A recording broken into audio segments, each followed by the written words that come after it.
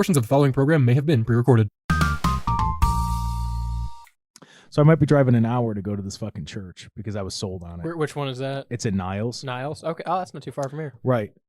And I'm completely like this chick I'm talking to. So the whole reason her and I started talking is because some creepy fucking dude was hitting her up. Not, but I'm like, well, do you have anybody to go to church with? She's like, no, I usually just go alone. I'm like, well, if I like it, maybe we can meet up at the church sometime, which is not something. You gotta start picking up chairs, Jake. You gotta start picking up chairs to show how cool you are. How many chairs can you carry in the church? Dude, I can balance a chair on my hand. How about that? You're gonna make every man in that church jealous. I see what I get scared of is if the career gets brought up and then everybody's doing like the evil thing. I'll tell you what, real quick. Yeah. Reddit, Christian subreddits. Yeah. Very terrible. Very fucking fuck you, dude. No, yeah, you can put. I don't. In today's political climate, everybody fucking needs Jesus. Yeah. It's as simple as that. Like, you just do. Like, just in general. And it's so weird, dude, because, especially with the faith stuff, I knew I needed him, right? And I have a very unorthodox relationship because of the upbringing that I had. Mm-hmm. But damn, dude, every time I've called on him, he's come through. Like, he believes in me the same way I believe in him, to the point he fucking died for me. Like, dude, my dad doesn't even, dude wouldn't even show up somewhere for me, right? But, you're telling me Jesus died for me? All right, what? I can't. I can't understand it. I can't. And I don't think I ever will. Even when that day comes and I'm looking at him, I'm not going to be able to understand it. Yeah. But I need to live my life like somebody died for me to live it, because he did. Right. It's fucking wild. Probably the only two people that could have this conversation and still cuss. But dude, it is it's wild, dude. You're telling me that this guy who knew of me but never met me, right, loves me so much that he's like, hey, that burden, all that stuff you're dealing with, not only do I got you, but I'm going to die for you. Right. What? People can't even show up on time. I think, interestingly enough, despite how much division there is and how much wickedness there is now, I think more than ever people are open to the conversation. Yeah. And I think that's what's really cool is seeing that change, not even in society in general, but just person to person. Yeah. Of someone you wouldn't expect to have a religion conversation with or witness to or talk about God with, will sit there and at least be open and receptive to that conversation. Look at Jelly Roll. I know you're not a fan of his right. music, but listen to him talk about God, and you're like, all right, he gets it. Right. He does. And it's so weird that that's, which, I mean, if you read the Bible, those are the people. Yeah. That those are the people that God speaks through, the ones that you least expect it from. And then all of a sudden, it's hey, this is how I'm feeling. I felt this way for a long time. I just got to say it. It's weird, man. Yeah. It's so strange how, yeah, I don't know, but just you want to talk about weird timing. I'd met up with a friend who I hadn't seen in years. Okay. I was in Cleveland and went and got food, whatever, caught up. And I knew that this person was an atheist at one point, at least, right? Yeah. And was super into witchcraft and things like that. Oh. And I wasn't planning on talking about it, but right. for some reason, the day before, I had gone. There's a store called Kearns up here. It's a Christian plant store. Okay. And I had bought. It's the little red book, and it has Bible references for anxiety, depression, things like that, and it'll give you passages. Okay. So I bought one of those. I was going up there to buy. I'm like, well, I'm gonna get a couple of them and give some people. And I bought another Bible too. And I just bought a new Bible today. Literally, we were, they were leaving and I'm saying goodbye and everything. I'm like, hey, I know it's not something we ever talked about. I know, you're probably, not very versed in this or whatever. But I'm not saying this is like, hey, I want you to read this or I want you to do this. And I told him, like, I got this for you.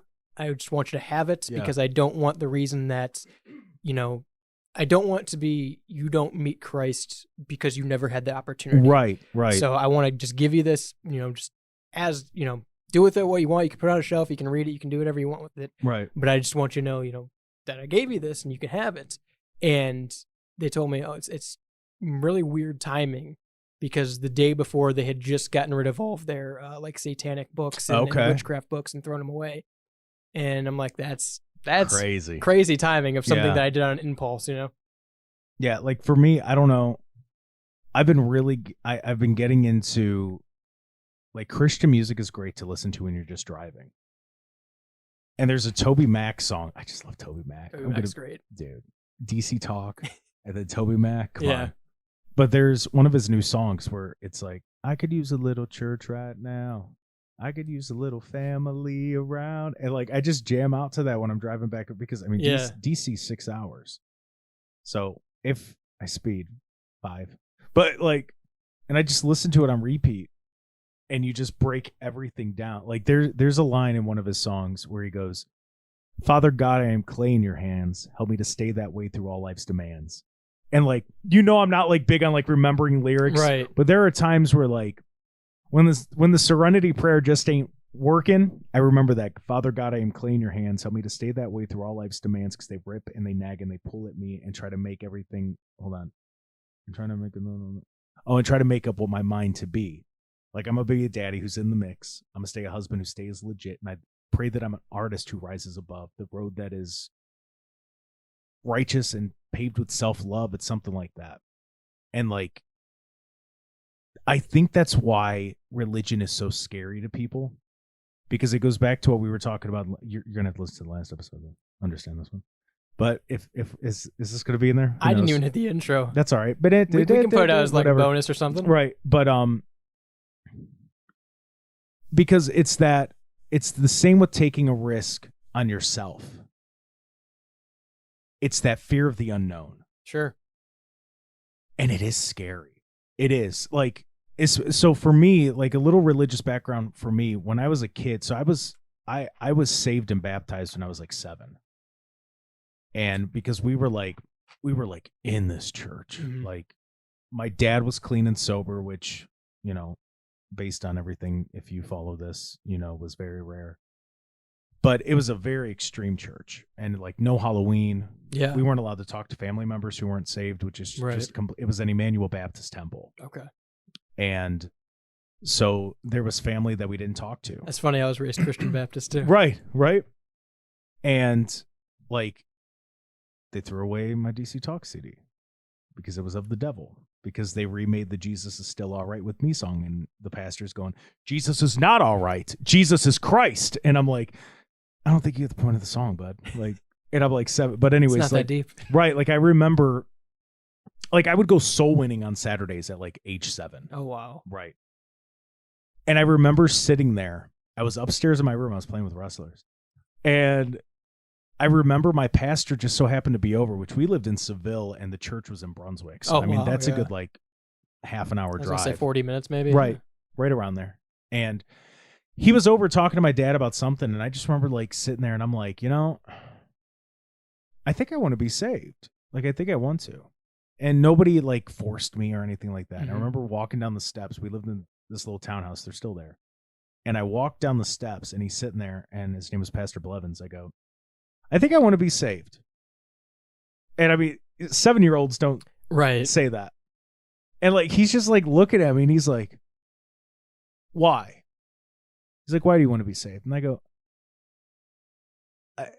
I said something along the lines of like, well, if he liked me enough to die for me, the least I could do is accept him.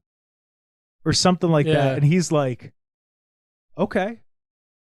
All right. And he had his Bible there and he showed me the scripture and everything, and did the whole, if you're standing at the gates of heaven, what do you say? Well, you should let me in because I trust in you and believe in you only. And yeah, like a week later I was baptized, which is crazy considering, because like especially with the life that I've led. I mean, Christ, like it's not bad, but there are some moments, dude, that it's like it got real rocky.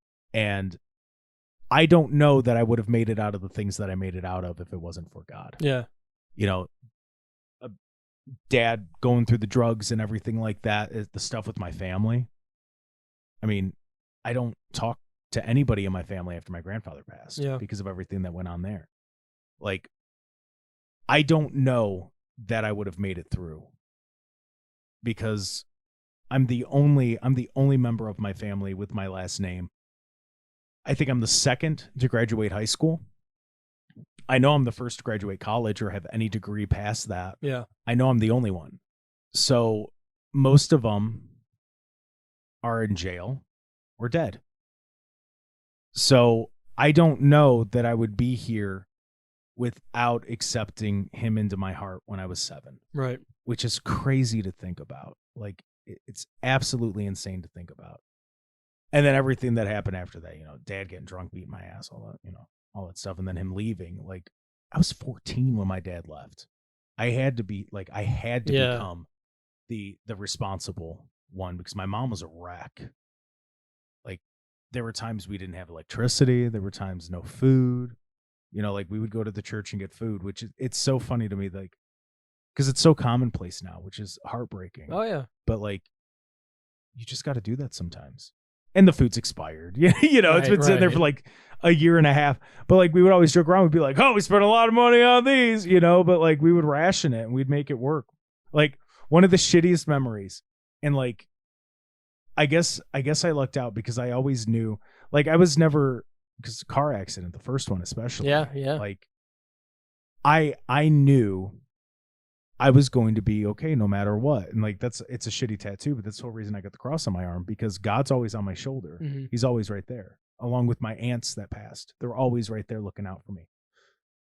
And, like, I've never been scared, I guess, going back to, like, taking a risk on yourself. I've never been scared to do that because I know it's all a part of a plan that's been laid out. And I think the way that it's set up is there's like a million different paths, and in between is just sludge. And you start off on one path, and then when you make certain decisions, you start to veer off a little bit, and you get stuck in that sludge, but you're just walking. On either side of you, there's a pathway. It's a lot easier, but you're just stuck in that sludge, and it's like up to your chin, and you got your chin up, and you're trying to breathe, like, and then you eventually start to veer one way or the other, and you get back on a path. And if you stay on that path, I think things work out for you. It might not be what you intended it to be. It's not what you planned it to be, but it's going in a direction that is best for you. And you just have to take that risk on yourself and believe in a higher power, like I do, that it's going to work out. Well, on top of that, I think the big thing is you can't have the defeatist attitude with that mindset. Right. Because I brought before my friend who feels like he's stuck in life and he can't do anything, right? And the thing that he always repeats in all these posts and every time he brings it up is, I guess it's just not God's plan. I hate that excuse. You can't That's do that. Such an excuse, and I hate it. Yeah, God has different plans than you sometimes, absolutely. But if you're not willing to put in the work, you're supposed to do the hard and he's supposed to do the impossible. Right. You can't, there's nothing passively comes. Right. You have to actually embrace it. And it's like, if I am sick and dying of cancer, mm-hmm. and in 3 days the doctor comes in and says, hey, we found a cure. We found a cure for your cancer. We can give it to you. But I say, no, it's okay. God will take care of this. God's taking care of it by bringing you that cure. You have to take the action. There's that story. It's not real, but it's a good little example of, there's a man who lives in this old house in the neighborhood, and it starts raining and it's flooding like crazy. And his neighbor has a boat. They're all on top of their roofs because it's flooding so bad. Neighbor comes over on the boat. He goes, hey, get in. Come on, we're going to go to land. He goes, nope, God's going to save me. All right, so he drives away. Next is a police boat. They go, hey, come on, let's go. He goes, nope, God's going to save me. Gets to the point the water's at the very top. His toes are in the water. He's standing on the peak of his roof. Helicopter comes, drops the ladder down. Get on the ladder. Nope. God's going to save me. Guy drowns. Gets to heaven. He goes, what the hell, man? You were supposed to save me. He goes, I sent you 2 boats and a helicopter. What Right. else do you want me to do? Right. What else did you want me to do? Like, those are the little opportunities that come up that you don't think, like, if they're little things too. They could be the smallest things. It could be as simple as saying hi to someone. Sure. That those little interactions that could all be a part of it. And you can't just sit there and expect God to hand it to you, because sometimes God is hidden.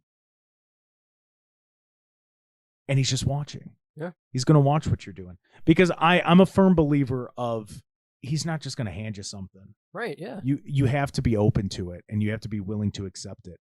And you have to put in the work. I heard it this way. And I don't agree with this particular preacher's preaching all the time. I think he, I can't say legally.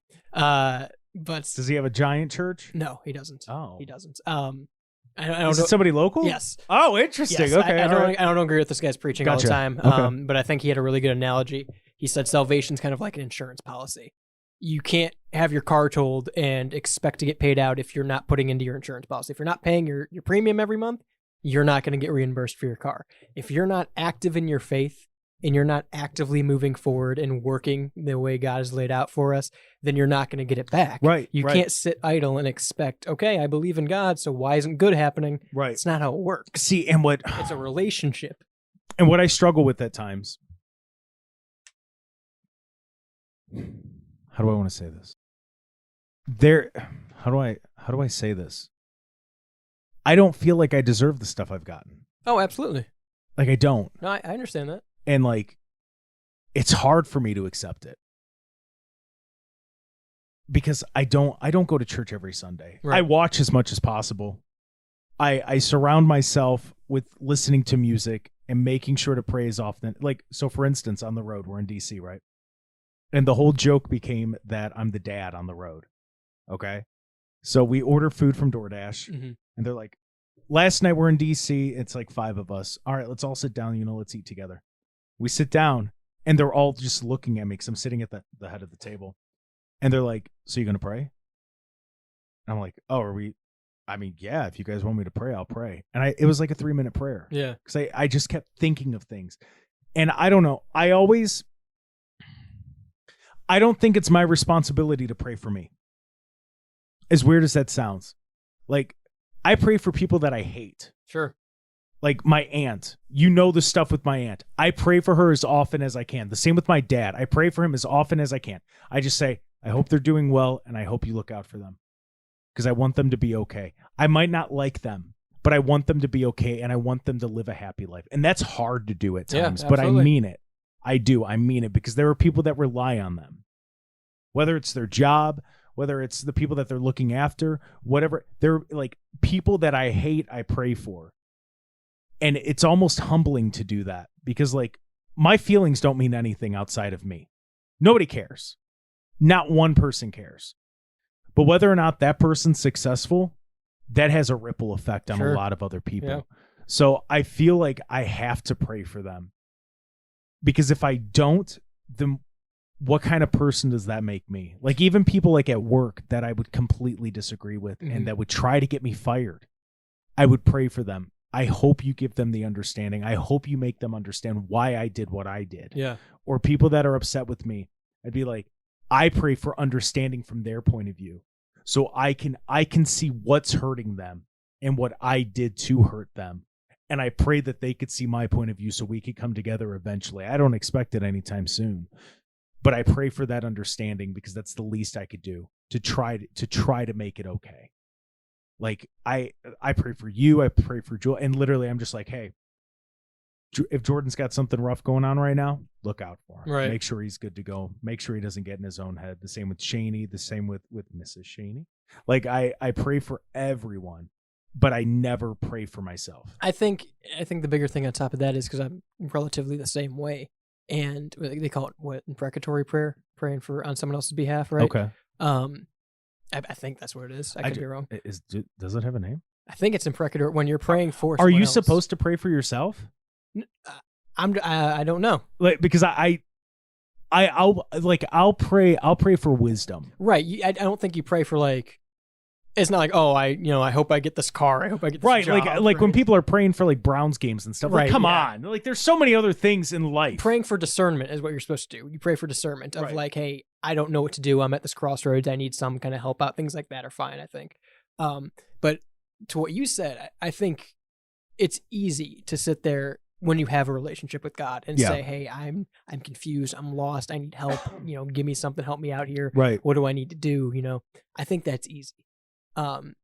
It might not always be easy day to day, Yeah. but it's easy to sit down and have that conversation. Right. Pray, right? To what you said, every night I make sure that when I pray, the one thing that I always mention is I always say, I pray for all my friends who may not have a relationship with you, who may not Mhm. know you, that you'll touch them, that you'll open their hearts to let them know that you're there and let them know that you're the way, the truth, and life, and, Right. and that they may find their way to you. Because, you or I could sit down and pray, and we could pray for ourselves, Right. and we could, pray for any trouble we have going on. But yeah. someone who's not a believer, who might be going through a lot of things, they're not going to pray for themselves. They might not have anyone praying for them. Yeah. So I think that's, power in prayer, right? I Right. think that's my mindset of, why I specifically that prayer every night of, hey, if there's anyone that's close to me that, doesn't know you, that is going through something right now, touch them, open their hearts, let them know Right. you, Right. let them know you're there. Yeah, it's just, yeah. Like I don't know. I guess I thought about it the other night because I got done and I'm like, and I pray, help me continue to find wisdom. Help me continue to be humble. Check me if I need to be checked. Right. Like that, because that's how I pray. Like I pray the way that like you and I are talking right now, that I'm just like, help them out, help people that can't see it, see Mhm. it. Because whenever they do, everybody's going to see in their own time. Right. But like, yeah, I don't know, dude. It's just, it's so crazy to think about just all of it. Because, real quick, I think they could tell what kind of radio stations we work at. But, but like, The past 2 episodes kind of give those away. right. But, like it's so hard to understand it and just grasp it all. And Right. I think people just look at it the wrong way.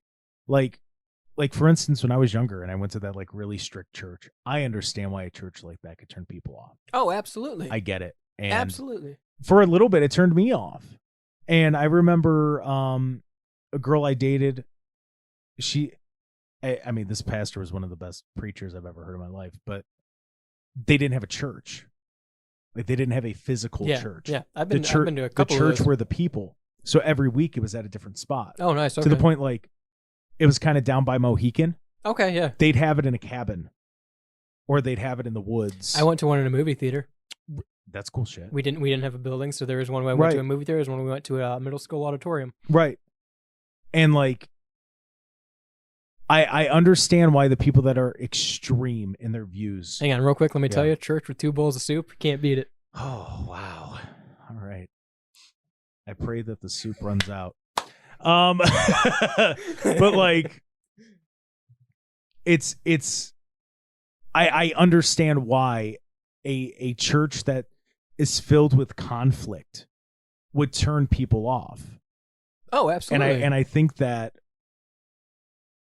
it goes back to the point that you made earlier. I think a lot more people are going to be open to it because we're in a weird place right now, just as a society where a lot of people just don't have hope and they don't know what to do. And we see people losing their minds, like legitimately, like losing their minds. And, the shootings, everything.